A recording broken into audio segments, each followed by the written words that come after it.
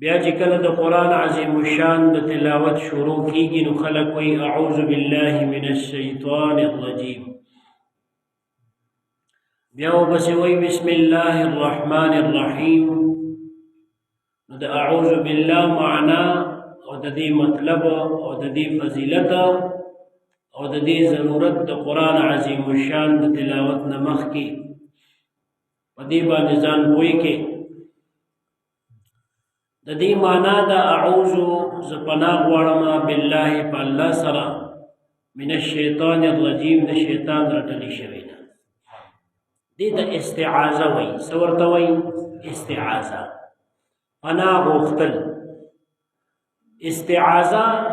او پناه غوښتل څه ته ویل کېږي؟ دې ته ویل کېږي چې ستا یو څیز نه خوښه وي یا د یو چا نه یریږي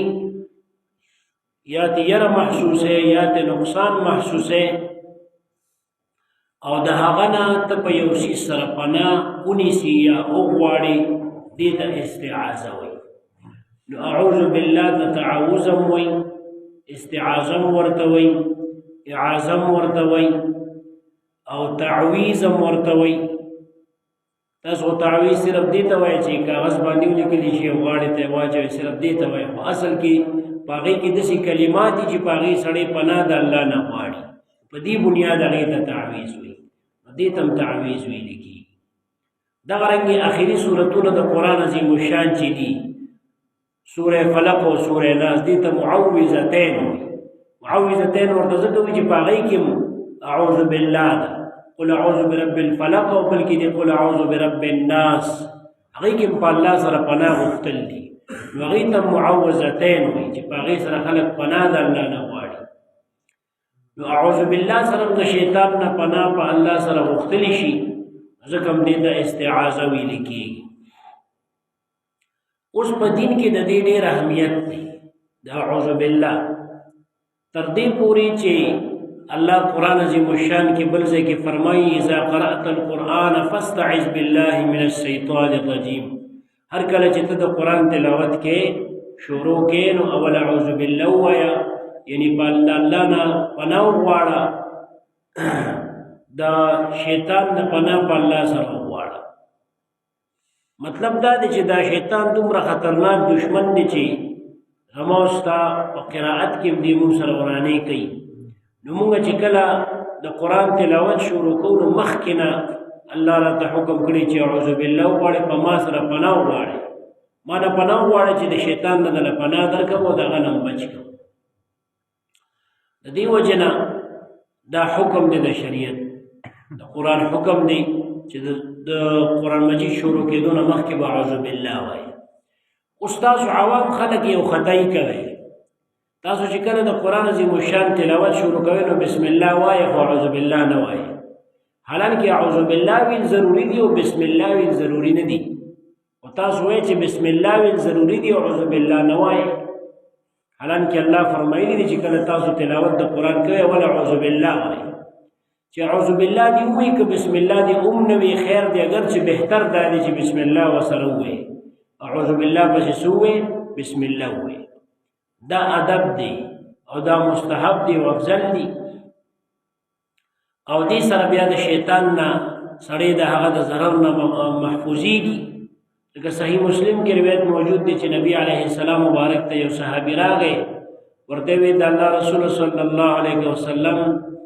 زه چې کله مونځ ته ودرېږم نو شیطان راله راشي، نو کله مې قرات کې ګډوډي او کله مې مونځ کې ګډوډي. نو نبی علیه السلام مبارک ورته ویې دا یو شیطان دی چې خنزب نومې دی. څه نومې دی؟ خنزب. نو دا مونځ کې او تلاوت کې سړی ته وسوسه اچي او ګډوډي یې. نو چې کله دا وسوسه او دا ګډوډوالی ته محسوس کړي نو ووایه اعوذ بالله من الشیطان الرجیم.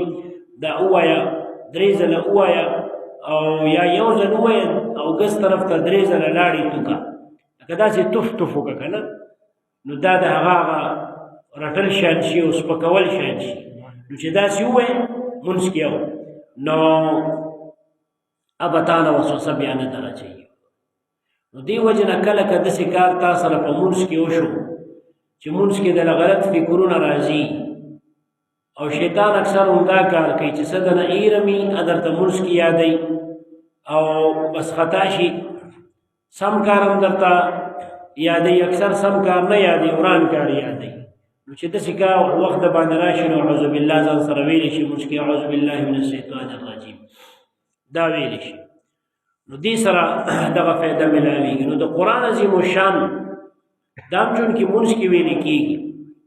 نو دې دپاره ضروري دا ده چې ته مخکې دا شروع کړي اعوذ بالله ویل ته مخکې مستحب دي ښه یعنې که چا مو نه وي ګناهګارېږي نه د قرآن حکم دا دی چې وی نو دا بهتر دی او افضل دی او سړی محفوظ ګرځېږي دغه رنګې چې ته د مونځ شروع کې او سبحانک اللهم ووې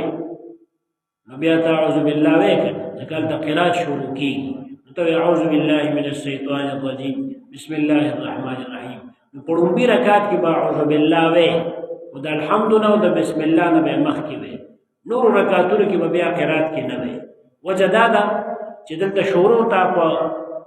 قرات باندې وکړه نو چې کله شروع په قرات کې نو قرآن کې حکم دغلته راغلی چې شروع کې نو اعوذ بالله به وایې او بسم الله خو به وایې او پسې خو اعوذ بالله په شروع کې وایې نو بیا به په دې نورو رکعتونو کې ته صرف د الحمد نه مخکې بسم الله وایې خبره پوه شوې خو دا به د الحمد نه مخکې وایې بیا چې ته الحمد پسې کوم صورت وایې نو هغې کې بیا اعوذ بالله ویل نشته ځکه دا اعوذ بالله او نه پکې بسم الله ویل هم پکې نشته ځکه بسم الله د هر صورت حصہ نه ده د قرآن آیات دی او د هر صورت حصہ نه ده نو بس تا هلته وویل الحمد کې چې اعوذ بالله دې وویل او بیا د بسم الله وویل نو الحمد به وایې او بیا به صورت وایې بیا چې بل رکعت کې پاس او الحمد شروع کړې نو بسم الله ووایه بیا به اعوذ بالله نه وایې دغه رنګې که درې رکعته مونځ درېم رکعت کې والحمد لله مخکې بسم الله ووایه څلورم کې مو ووایه خو لکه اعوذ بالله ویل پکې بیا نشته نو دا ادب دی د قرآن عظیم الشان چې ته په دغه د تلاوت دوران کې ځان د شیطان د وسوسې نه بچو ساتي ځکه هغه ډېر خطرناک دی هر عبادت تاله دورانولو کوشش کوي نو دغه رنګې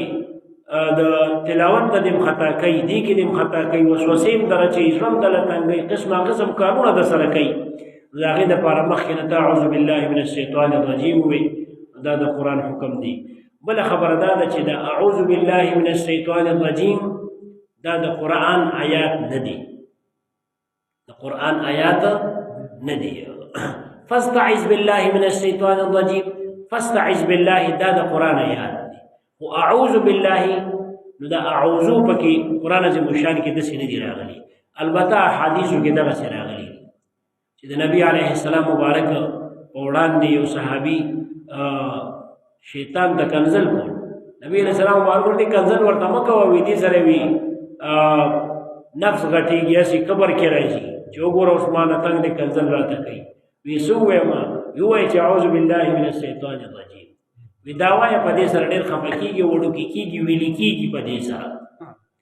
وی دا وای نو دا څلور رکعات چې فرض او بیا په سنت او سر کې به سر کې به د هر مونځ چې کوم مونځ ته شروع کې او سبحانک اللهم دې ووایي نو هغې پسې به اعوذ بالله وایي بیا به بسم الله وایي بیا به الحمد وایي او نورو رکعتونو کې به بیا صرف بسم الله سر کې وایي او الحمدلله به وایي چې امام پسې نه خو مې درته بېګا ویلي دي چې امام پسې نه لکه دا اعوذ بالله صرف د قرات په شروع کې ده نو لومبي رکعت کې خو تا شروع کړه که نه نو هغه نور رکعتونو کې قرات هغه د دې تابع دي بس یو ځل دې شروع کړه نو بیا اعوذ بالله ته ضرورت نشته په نورو رکعتونو کې ښه همدغه یو مونځ کې یادو او چې سلام دې واړو نو مونځ خو ختم شو که ته چې بیا نور مونځ کې که فرض کې که نفل کې که سنت کې که هر مونځ کې نو بیا چې سبحانک اللهم ووایې نو اعوذ بالله به وایې ځکه اعوذ بالله بسم الله بس ته قرات شروع کړې که او دا د قرآن حکم دی چې قرات شروع کړې نو اعوذ بالله به وایې نو په دې طریقې سره به ته دغه وایې دا مونځ کې دغه حکم شو قرات کې دغه حکم شو او نورو وختونو کې د اعوذ بالله بسم الله حکم راغلی دی لکه نبی علیه السلام فرمایي ته کله لیټرین ته ننوځي یا په سادین کې او دس ماتې پټي وغیره کې تر څو چې دی سطر نه دی ښکاره کړی سطر دی ښکاره شوی نه دی د هغې نه مخکې یا لیټرین ته ننوتې نه د هغې نه مخکې به وایي اعوذ بالله من الخبث والخبائث زه پناه غواړم په الله سره د ښځو شیطانانو نه او د نرانو شیطانانو نه، د ښځو د سړو نه، د ښځو نرانو شیطانانو نه. دا وجه دا ده چې دا شیطانان چې څومره دي نو دي خراب ځای کې او پلید ځای کې ډېري، ځکه د دې خو باطن هم پلید دي او ظاهر هم پلید دي، هلته نقصان رسوي. نبی علیہ السلام یو صحابي سعد بن عباده رضی الله عنه هغه پیریانو وجلې وو، وړوکي او دسماتې باندې ناست وو، په نیزه باندې ایښتې وو. نو دې وجې نه شریعت حکم هم دا دی چې ته به سوري وغیره کې اودس وړوکي نه ماته کېدي شي، هلته داسې یو څیز دي چې تا ته نقصان در ورسوي یا ته ورته نقصان ور ورسوي، دغې نه به ځان ساتي. دغه صحابي چې و نو شیطانانو دې پیریانو وجلې وو، نو بس داسې څه ضرر به ورته د طرفه رسېدلي وو، نو هغه اودس ماتي ته ناست په دغه حالت کې وجلې وو. نو دې وجې نه شیطان ته نقصان رسي. نو شریعت ویلي دي چې ته کله لیټین ته ننوځي، خو دننه لیټین کې به دا دواګانې نه وي، چې ننوځي د هغې نه مخکې به ووایي دغه اعوذ بالله من الخبث والخبائث. دا نه درځي داسې ووایه چې پناه غواړم په الله سره د نر او ښځو شیطانانو نه، د نر او ښځو شیطانانو نه پناه غواړم په الله سره. دا خو پښتو ده درځي که نه، او اسانه ده، فایده یې ډېره ده. دغه رنګې د دې فایده په نورو موقعو کې هم شته، لکه حدیث مبارک د جامع ترمذي کې راځي چې کله یو کس وده دي او په خوب یې ولیده ګډوډ خطرناک خوب یې ولیده، نو دې څنګه چې راپاسي نو ګس طرف ته د 3 ځله لاړې توکي او دې وي اعوذ بالله من الشیطان الرجیم، 3 ځله دې دا ووایي. چې دا ووایي او دا خوب دې بیا چاته وایي نه، نو دا به دته نقصان نه کوي. دا خوب دې بیا چاته وایي نه، دا به دته نقصان نه کوي. په دې اعوذ بالله سره، ځکه دا شیطان سړي ته کوشش کوي او داسې خیالات ولا فاسد او ګډوډ راولي چې دا مسلمان ویروي. دغه خوب به بیا چاته وایي نه. بل دې کې علماو داسې هم لیکلي دي چې بیا لږه صدقه ورپسې ورکړي چې وس دې وي، هر څه چې دې وسي لاس پې اوچت کړي چې دا خوب مې لیدلی د دې د بد تعبیره خدایه ما وساتي. نو دا صدقه رد د بلا ده، خو چاته به یې وایي نه. نو تاسو زر مونږ له راشئ وایي داسې خوب هم لیدلی دی، نو چې ووایي نو خو بس بیا خو چې خوب دې ووایي او تعبیر یې وشو نو بیا خیږي هغسې. هغه د دې وجې نه دا د کتاب مسله ده چې خوب به حدیث کې هم راغلی دي چې خوب به ته داسې یو کس ته وایي چې هغه ستا خیرخواهي، ځکه خوب به ښي او هغه به ښه معنی وکړي، او که ستا بدخواهي نو خوب به ښي هغه به یې بده معنی وکړي، نو بیا خامخا نقصان در رسېږي. خبره بل طرف ته لاړه، اعوذ بالله پورې مې خبره ورته کوله چې اعوذ بالله من الشیطان الرجیم دغه ځای کې راغلی دي. دغه رنګې دا همداسې هم چې یو سړي ته وسوسې ډېرې راځي او شک او وهم یې ډېري، نعوذ بالله من الشیطان الرجیم بسم الله الرحمن الرحیم، دا چې ډېر وایي شکونه، وهمونه، غلط سوچونه، وسوسې، دا څیزونه چې راځي او دا یو کس وایي نو دا هغه ته ډېره زیاته فایده ورکوي. د قرآن عظیم الشان د تلاوت نه مخکې دغه حکم دی چې اعوذ بالله به وایي، اعوذ بالله من الشیطان الرجیم به وایي. بیا د دې معنا ده اعوذ زه پناه غواړم بالله په الله سره، یعنی د الله په امداد سره، یا من الشیطان الرجیم د شیطان رجیم. شیطان ته شیطان ولې وایي؟ نو شیطان ته شیطان ځکه وایي چې دا د عربی د یو ټکي نه جوړ دی چې شتن ورته وایي. شتن د لرې په معنا دی. شیطان ته شیطان ځکه وایي چې دیم د خیر نه لرې دی، د رحمت د الله نه لرې دی، نو ځکه ورته شیطان وایي. او جمع شیاطین راځي، شیاطین. او همدغه رنګې یو بل ټکي د عربی دی چې شیت ورته وایي، شین یا طا. بعضې مفسرینو لیکلي دا دې نه جوړ دی، او شیت هلاکت ته ویل کېږي. نو د دې په دې بنیاد باندې شیطان نوم شیطان ځکه دی چې دیم د الله په عذاب کې هلاک دی، ځکه ورته شیطان وایي. او بل دا سرکش هم وي، د دې وجې نه عرب هر سرکشه ته شیطان وایي. لکه مونږ پښتو کې مکمالک چې وراني کې لکه شیطان دی خو راشه، معنا خو دا نه چې دغه شیطان لکه دی وراني دی. نو عرب هم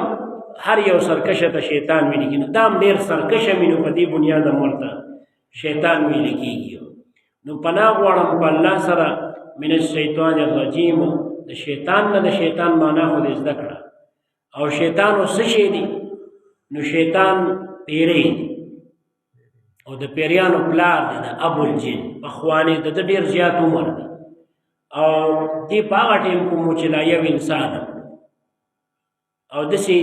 حافظ ابن کثیر البدایه والنهایه کې لیکلي چې د دې انسانانو نه مخکې د آدم علیه السلام د پیدایش نه مخکې په دې ځمکه باندې د پیریانو حکومت او د دې ټولو پلار چې کوم دی دا شیطان دی قرآن عظیم الشان کې چې راځي وخلق الجان من مارج من نار جان وي دا جان د نوم دی خو نومونه د ډېر دي او کتابونو لیکلي دي که نه عزازیل نوم دی عزازیل وي دا فرشتو کې په دین او هغه ټیم کې مشهور چې دې د ډېر عبادت په وجه د فرشتو په ډله کې شمیرو او دې د فرشتو استازو بعضو تفسیرونو لیکلي دي او شپږ لکه کاله عبادت کړی دی ځکه دومره ډېر عمر یې دی دا هغه وخت نه بیا چې هغې سرکشي وکړه نو فرشتې الله راولېږلې او دا شیطانانو پیریانو حکومت یې دلته نه ختم کړل دا وتښتېدل څه جزیرو ته او څه یو ځای بل ځای ته او څه یې مړه کړل دې چې کومونو د ډېر عبادت په وجه د فرشتو په ډله کې شریک وو ځکه الله چې فرشتو ته حکم وکړه آدم علیه السلام ته سجده وکړي نو ټولو وکړه ده ونه کړه الله ورته یې تاولې ونه کړه دغلته کتابونو لیکي تاسو ته به دا ارام شي یو څو ورځې پسه تفسیرونو لیکلي دي چې دا دی خو فرشتو کې نو داخل نو الله دې ولې رونیو چې تا ولې سجده ونه کړه حالانکې حکم خو الله فرشتو ته کړی نو جواب دا چې دې فرشتو په ډله کې شامل نو خو قرآن کې الله ویلي چې کان من الجن دې د پیریانو اصل نه دي د پیریانو دوه قبیلې دي یو عام شیطانان دي یو سرکشه شي یو عام پیریان دي یو سرکشه پیریان دي عام پیریانو ته جنات او سرکشو ته شیطانان سرکشو ته څه وایي شیطانان نور دا دواړه د اور نه پیدا دي او بله یو عجیبه خبره دا ده چې د اور نه پیدا دي نو دي د اوبو نه یریږي څه نه یریږي د اوبو نه یریږي دا شیطانانو د دې ډېرې خبرې ته نه کوم بیا به د شپې یریږي بیا وکړه نور دا شیطانان چې کوم دي خوراک هم کوي اسکاک هم کوي لکه حدیثو کې راغلي که نعوذ بالله بسم الله چې نه وي نو شیطان د سره خوراک کوي چې منځ کې دي وي نو الټی کي نو باقاعده خوراک هم کوي دا ډېر نجس او پلیتې دي لاسونو کې ډېر جراثیم او بیمارۍ وي نو چې ته بسم الله اعوذ بالله نه وي تا سره خوراک کوي نو بس هغه تا نه بیمارۍ تکالیف ته جوړ شي بیا نو دې وجې نه دا ودونه هم کوي بچي هم کېږي بچي ډېر زیات کېږي په زرګونو او په لږ ټیم کې او داسې ډېر ناشنا مخلوق دي ښه خو دومره زورور نه دي لکه څنګه چې خلکو کې مشهور دي صحیح ده چې مونږ ته ښکاري نه مونږ ورته ښکارو قرآن کې الله فرمایي چې تاسو دې نه ویني هغوی تاسو ویني خو دومره نه دي لکه څنګه چې دا خلکو کې مشهور دي چې هلکه بس پیریان ماماګان دي وګوره ورانه خبرونه کې ګنې مړی نه به دې ونیسي سم نه شي کولی ما دا دومره دغه نه دي څه کولی دومره نه شي هسې تاسو ته ډېر یارېږي خو نه نه چې زه د سره یم سم درته نه شي ویلی انشاءالله د الله په امداد سره ها نو داسې څه کولی شي نه خو لکه هسې کله درته ور وټکوي او کله څه نو دا خو ماشومان هم کوي ماشومان تا ته ور نه ټکوي وراني مراني کوي البته بعضې پکې سرکشه وي نو سرکشه بیا سرکشي کوي ها او کوي سرکشي کوي خو الله تعالی انسانانو کې داسې خلکو پیدا کړي دي داسې قوت یې ورکړي چې هغه سرکشه بیا د پوزې نه نیسي او راکاږي پوه شو سمه یې داسې پکې شته ښه دا قوت الله انسان له ورکړی دی نو انسان بعض انسانان الله ډېر روحاني قوتونه ورکړي دي که نه به هر حال اعوذ بالله من الشیطان الرجیم معنا باندې پوه شوې دې کې یو ټکې پاتې شو چې رجیم دی رجیم د رجم نه دی رجم عربی کې په کاڼو باندې ایشتلو ته ویل کېږي په کاڼو ایشتل دې وجې نه دغه کې راځي چې حکم د شریعت دی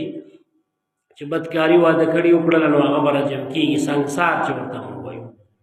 نو دلته اوس وایي شیطان رجیم دی د رجیم دا د ګرامرو خبره ده د عربی چې د مبالغې صیغه ده د فعیل وزن دی نو دا په معنا د مرجوم راځي یعنې راټلې شوي اوس مرجوم په ډېرو معناګانو راځي نو د رجیم معنا دا ده چې لعنت پې کړی شوي لکه الله پې لعنت کړی دی قرآن کې الله ذکر کړي دی چې دی راشړه ورته پتا دی لعنت پې قیامت پورې او موږ تاسو هم پهر وخت لعنت وایو خدای دې په ده لعنت کړي او خدای دې بربادي وایو که نه ډېرې ورته کوو نو لعنت پې ډېر کړی شوی دي نو رجیم په معنا ده دی چې لعنت پې کړی شوی او یا د رجیم پښتو کې هم معنا کوو رټلې شوي دا چې الله رټلې دي او شړلې شوي او هلاک کړي شوي دا دغه معناګانې دي نو پناه غواړم په الله سره د شیطان رټلې شوي نه یا لعنت کړي شوي نه او یا شړلې شوي نه نور رجم په معنا د عربی کې په ډېرو معنا استعمالي کېږي د خولې په کنځلو ته هم رجم ویل کېږي چې په خولې چا د کنځلې وکړي که نه او نو دې وجې نه دا ښه وظیفه ده د نبي علیه السلام مبارک په وړاندې یو دوه صحابه ناستو خپلو کې څه باز شو بیا خپلو کې جګړه شو